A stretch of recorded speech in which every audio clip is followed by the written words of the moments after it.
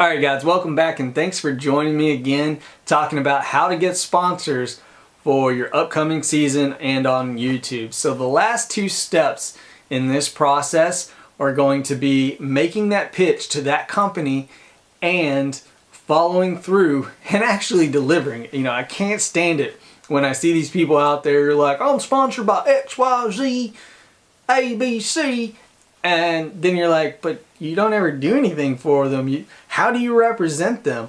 And you know, there are loads of ways to represent companies in I mean, whether it be trade shows, you know, social media, flea market, whatever. There are tons of ways to get out there and get your name out there other than just YouTube, other than just, you know, Instagram, Facebook, yada, yada, yada.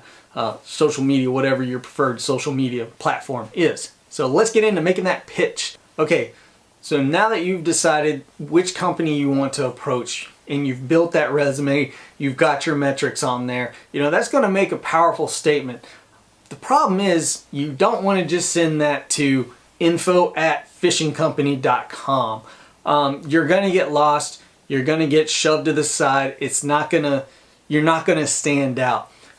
You're going to stand out if that company comes to you and make a pitch. I've actually had that happen to where they've come to me and asked me to represent their product. That's really good because you're really in a, you know, powerful bargaining position at that point. Now don't go shoot for the moon and be like, I want a $25,000 and a bass boat to go along with it, because that ain't going to happen.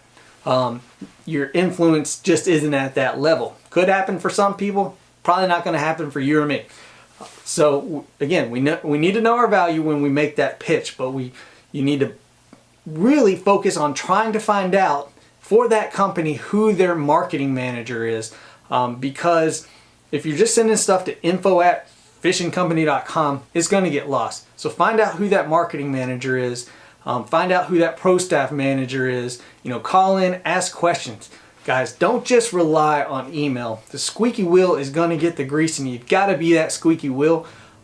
So, you know, call up. If you're talking to a sales guy, call in that sales guy and be like, listen, you know, I'm actually interested in an affiliate program. I'm actually interested in a sponsorship program. Can you put me in touch with your marketing or your, you know, promotional staff individual? And they will transfer you at that point. So don't just rely on email. You know, do research on Facebook. You know, that's a great way to find out who the people are. Reach out and engage them on Facebook, in Messenger, in Instagram. You know, don't just rely on that info@biz or something to get your point across and to get you in front of those people. They're busy. You are one of 1,000 people. You know, I know small bait companies that are just custom, you know, one-man shows, painting in his basement kind of things, to where he's getting people asking him for, you know, pro staff positions.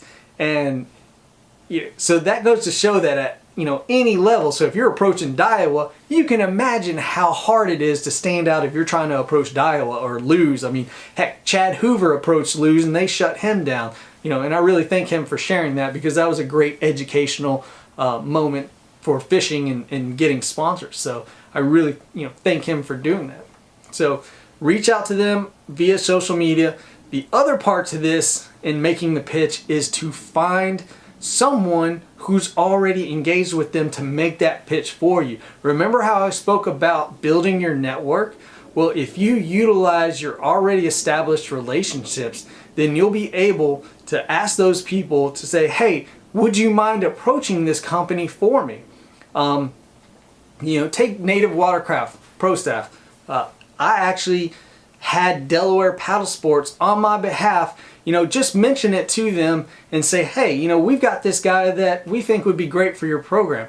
You know, they are going to listen, especially to their resellers, a great deal than some average Joe who's just got some random YouTube out there and, you know, making a couple good videos. So, you know, I utilize that relationship to, you know, get on level with Native, to get, you know, that recognition to, you know, but it was more powerful than me just walking in off the street going, hey, I want to be pro staff.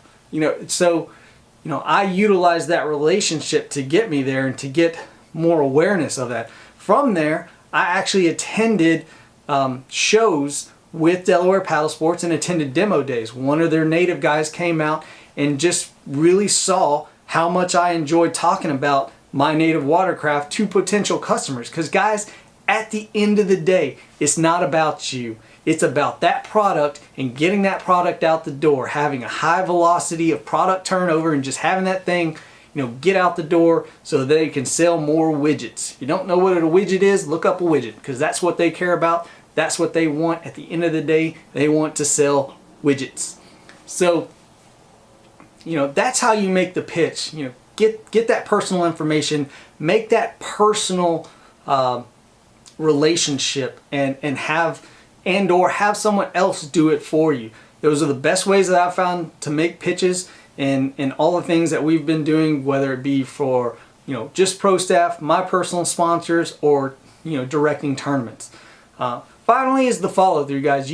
Once you make these videos, once you make these posts, you've got to follow through. Don't be a #asaurus. That was actually something that Chad and Gene put up. You've all seen them. You're on Facebook. You got this one guy post one thing, and right underneath it, a gazillion hashtags. And it's like, okay, who was that really for? Was that for you, or is it for the company that you're trying to represent?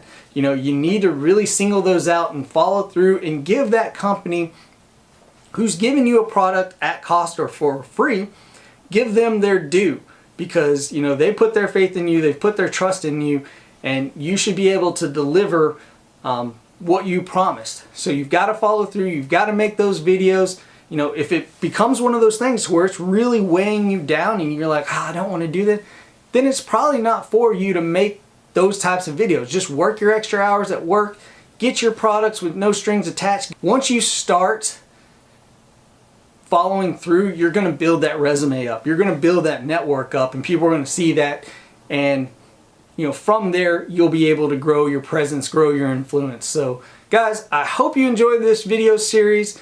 If you're just coming into this video, check out the previous videos in this series. Click that subscribe button up above. Make sure you hit that bell that goes along with it, and please subscribe. Y'all have a good one.